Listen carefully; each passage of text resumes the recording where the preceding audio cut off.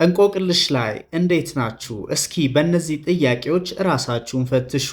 ኢትዮ ኪውዝ እንቆቅልሽ ጥያቄ ቁጥር 1 ምን ቢተልቅባት ሸክሙ አይከብዳት?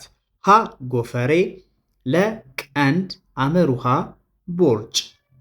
3 2 1 ሞከራችሁ?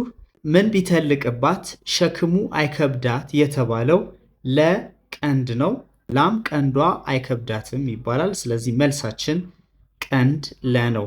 ጥያቄ ቁጥር 2 እናንተ የምትሞክሩት እንቆቅልሽ ምን አውቅልህ እቴ ድቡልቡል ሽክርክር ነፍስ ያለው ይወልድ ባለ እግር የተባለላት ማነች?